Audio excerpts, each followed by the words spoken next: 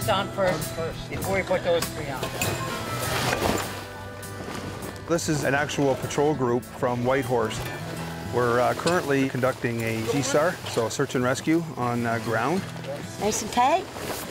1, 2, 3, up. Put the legs in.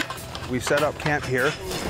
We've been here for 24 hours now, and we expect to be here for another 3 days. Honey, we're home.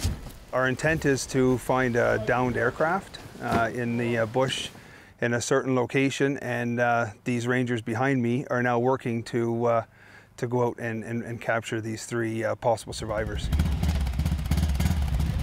We started from Whitehorse. Phase 1 was moving to this location. We set up camp, a headquarters for us. From here, we are pushing out 2 sections to 2 different crashes. Last night, we conducted a small party task, and they actually each set up a crash site. Slim's River is dry now? Yeah. Later, they're going to head out and go to each other's site, and they're going to try and search for that downed aircraft site that the other person built. So this gives them a little bit of training and skill set going into something they're not familiar with. What I want you to do is I want you to go in here about 4, 5, 10 clicks.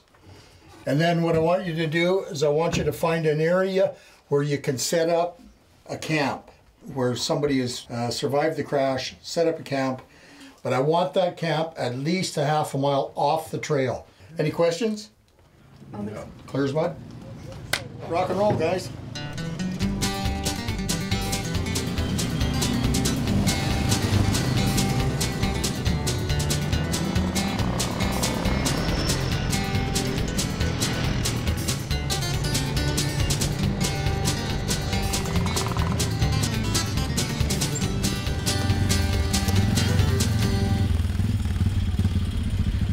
We found a spot.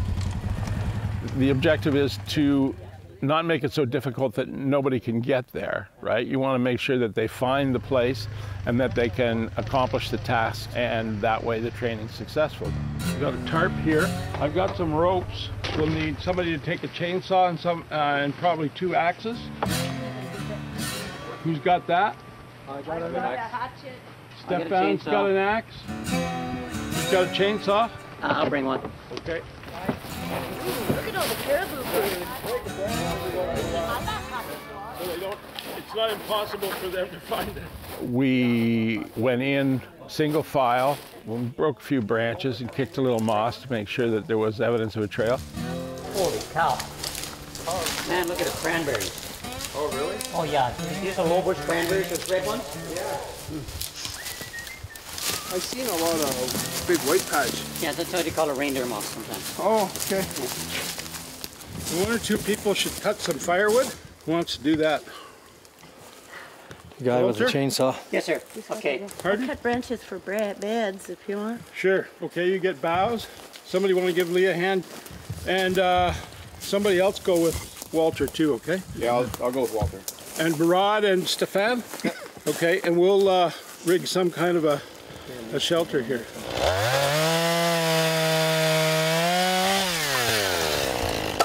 When we got there, we had 3 guys cut some firewood, and 2 people went and cut spruce boughs for beds, and then the rest of us were working on setting up a tarp as an emergency shelter, and then we put the spruce boughs in the beds.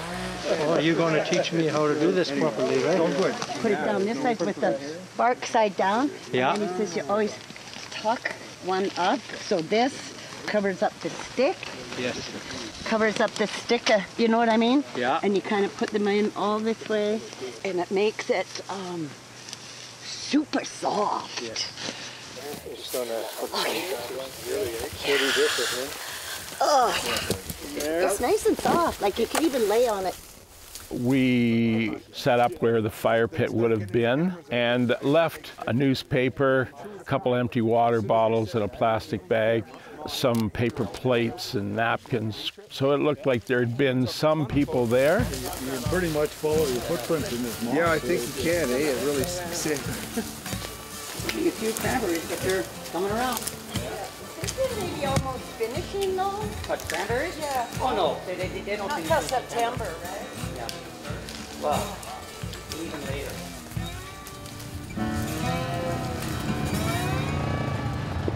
When we came back out to the road, we'd flag that.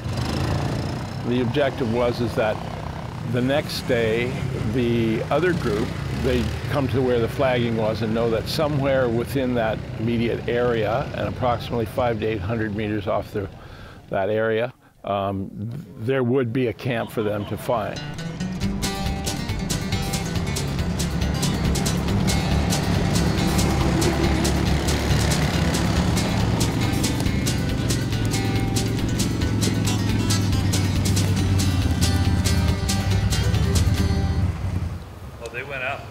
There's some guys that can track pretty well.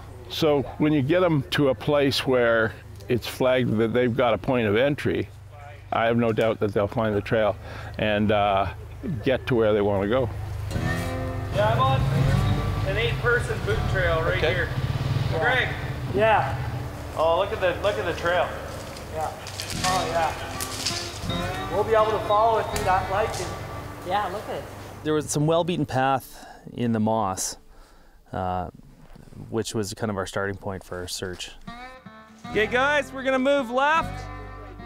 Stay in sight, keep equal distance. The plan is that I'm gonna track the footprints and then we'll stay on each side of it. Okay. Sound good?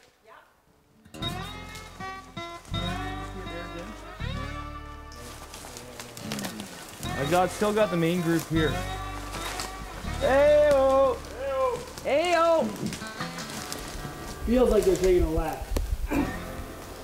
Yeah, it'd be kind of natural to follow that contour line. Yeah, that's right, as opposed to going down in that ravine, right? Yeah, it's right here. I got it. As soon as I go through the lichen patch, you can see it through the day, right?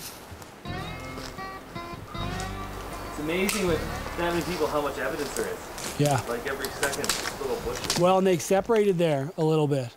Because Bob picked up a couple nice tracks and you were just outside of it. No use going down there. No. So we may as well bring all those guys here. Yeah, you want to regroup and we'll... Okay. Well, I would think. Yeah. Okay, come on up, guys. Yeah. Okay. Yep, so, okay, good to go. Good to go. Okay. Move.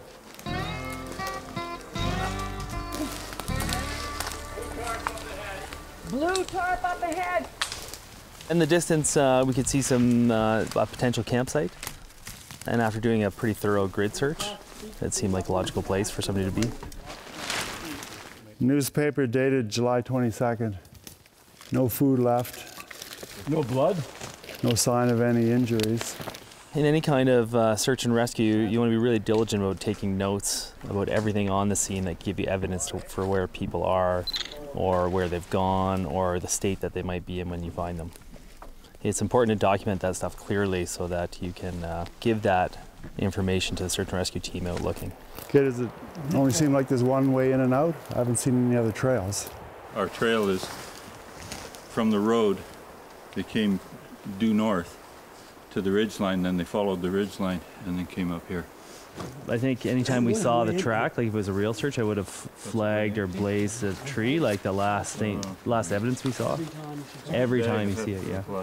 I thought one thing that we did good was you don't want to walk ahead of the track, right? Because the track has to be, you know, sort of the lead part. You walk around, you stomp around up there in front of the track a little bit, and that's going to be quite a problem. Yeah.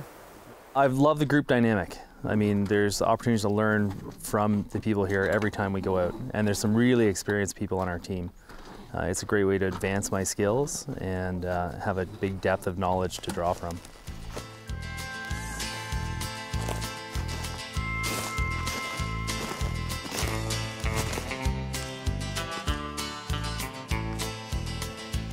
These guys are actually the ones who know the land. They're part of the land.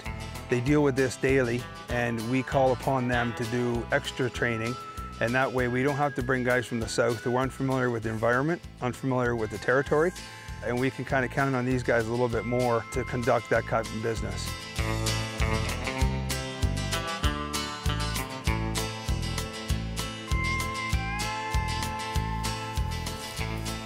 You should hear the stories from Alex. Oh man, some of the crashes and stuff, like he survived for a month out there with broken ankles and cared for 2 other injured guys.